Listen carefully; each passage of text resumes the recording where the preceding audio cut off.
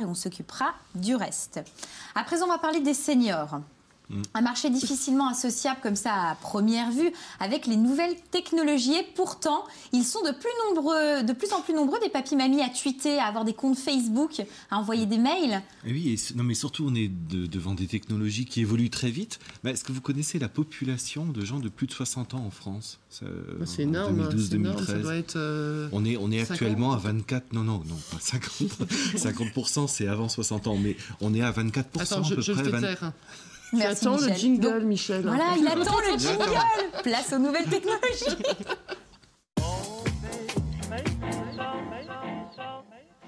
Michel.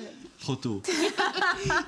Il est 13 ans, mais c'est ça, c'est la neige. Oh, le pauvre Michel, il n'a pas attendu le jingle. C'est pas grave, on va en tout cas accueillir une invitée que tu as conviée sur ce plateau. Bonsoir à vous, Véronique. Je te laisse la présenter quand même, Michel. Voilà, alors Véronique a créé, donc il y a quelques semaines maintenant, un site internet dédié effectivement aux seniors. Voilà. Aux seniors pour initier ces seniors aux nouvelles technologies. C'est ce qu'on disait donc à l'instant. C'est vrai qu'on est devant une population maintenant de seniors, on va dire, grandissante. Alors ce qu'on appelle un senior, on va dire le résumé, ça va être un retraité dans le civil, si on peut dire. Parce qu'en entreprise, un senior, c'est 50 ans.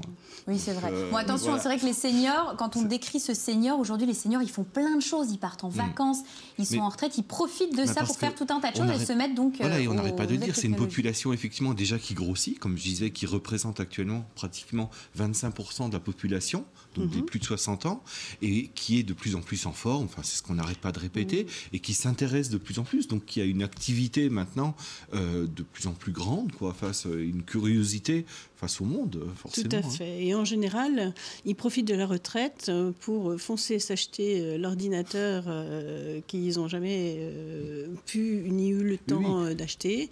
Et donc là, ils s'y consacrent, mais vraiment pleinement. Et c'est assez étonnant, d'ailleurs, la façon dont ils plongent là-dedans, sans aucun complexe. Moi, je trouve que c'est même assez attendrissant, parce qu'ils ont un courage absolument extraordinaire. Ils ne connaissent pas, mais ils y vont. C'est ça, alors on est face à des gens qui n'ont pas grandi avec ça. Voilà. Quand on regarde le début de la micro-informatique, c'est les années 80. Donc ça fait quoi, une trentaine d'années. Donc ça veut dire que quelqu'un qui a 60 ans avait déjà 30 ans quand les premiers ordinateurs sont arrivés. Et là, on sait qu'au début, ce que des passionnés qui se sont intéressés à ça. Donc ça veut dire que ce sont des gens effectivement qui n'ont pas connu les débuts.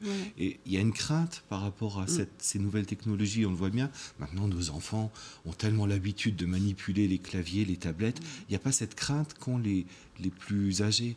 Donc c'est cette crainte-là qu'il faut dissiper, justement. Voilà. Alors, elle est vraie sur les ordinateurs, elle est vraie sur les téléphones portables, sur toutes ces nouvelles technologies. Sur les tablettes aussi, enfin sur beaucoup de choses, parce qu'en fait, il y a énormément de choses qui les intéressent.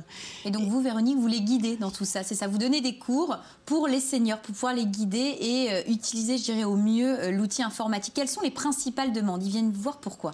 Alors, en général, bon, les besoins des seniors, c'est en priorité la communication. Pourquoi? Parce qu'en fait, beaucoup de leurs enfants sont éloignés, ils ont besoin de communiquer, donc ils ont besoin d'envoyer des mails.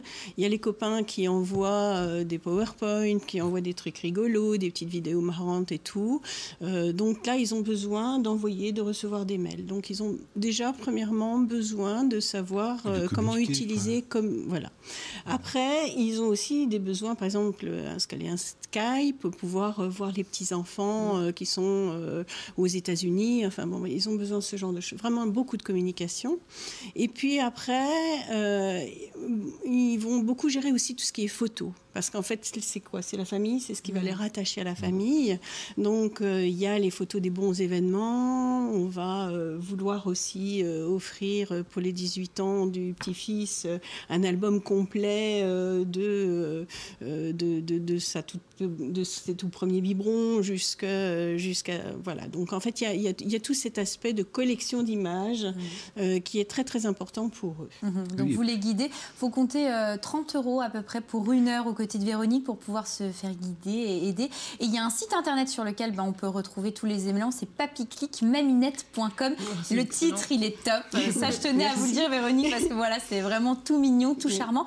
Et les seniors, il y a d'autres choses, Michel, pour pouvoir les aider, parce que c'est vrai que quand on fait partie des seniors, il faut le dire, des des fois, on voit difficilement. La vue, l'acuité visuelle n'est plus la même et on a besoin de tout un tas d'outils que tu nous as ramenés. Pour compléter ce que dit Véronique, c'est vrai que c'est devenu un marché, c'est devenu un vrai marché, ces seniors. Et juste aussi, je voulais rajouter, ce qui est intéressant, c'est que cette démarche-là, lorsqu'elle est faite par la famille, n'est pas toujours bien perçue. Voilà. Quand ce sont les petits-enfants, les enfants qui expliquent, déjà parce ça passe pas toujours très bien, ou alors il y a une espèce de pudeur parfois, et c'est très bien que quelqu'un d'extérieur... Voilà, il faut vraiment qu'on soit en terrain neutre, parce qu'en fait, bon, la famille, les enfants, effectivement, déjà, il faut aimer expliquer les choses, et il faut aimer les simplifier au maximum, parce qu'en fait, on n'est pas du tout dans le technique, ça, on s'en fiche, on veut utiliser correctement, et au quotidien, ne pas avoir un problème pour communiquer. Voilà, c'est tout ce qu'il y a à faire. La simplicité. Voilà. Michel, on va parler des accessoires, parce que j'ai l'impression que tu n'as pas très envie de nous les présenter.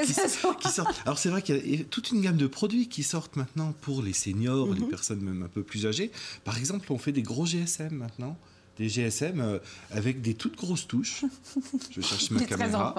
Voilà, je Laisse là, laisse. tu touches pas. Alors, c'est intéressant. Donc voilà, quand on commence à avoir la vue qui baisse, donc on voit où il y a les grosses touches. Je le montre quand même. Non, pourquoi ? Parce que derrière, il y a également quelque chose. Vous voyez, il y a une grosse touche rouge qui est une touche SOS qui permet aux enfants de programmer 5 numéros de téléphone.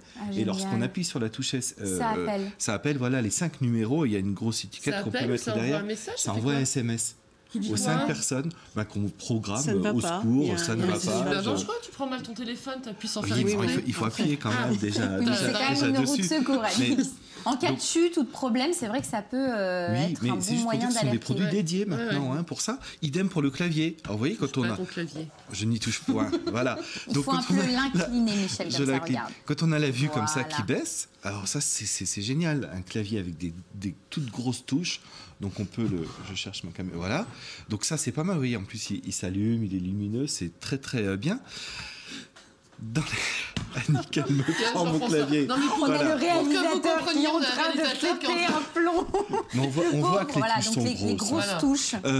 Alors le téléphone vaut 69 €, juste ça vaut une vingtaine d'euros. Donc des budgets tout à fait raisonnables. On a également, bon ça c'est plus connu, l'amplificateur de téléviseur. Donc vous voyez cette partie-là se branche. C'est un casque pour augmenter le volume de la télévision. Et ça c'est génial, pour ne pas embêter les voisins du dessus. Ça on le relie à son téléviseur et on se met effectivement le boîtier dans les comme oreilles. Ça là, et ça augmente le son sans déranger les voisins. Donc top, ça. Sans déranger sa famille. Donc ça vaut aussi 69 €. 69 €.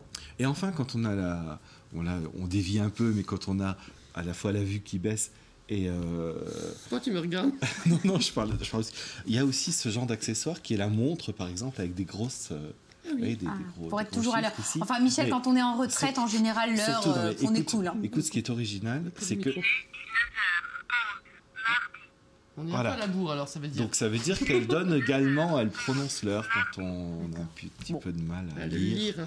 Voilà. C'est super. Bon, par contre, quand on est un peu sourd, je trouve qu'au niveau du volume, ça vaut 9,90 €, c'est pas cher du tout.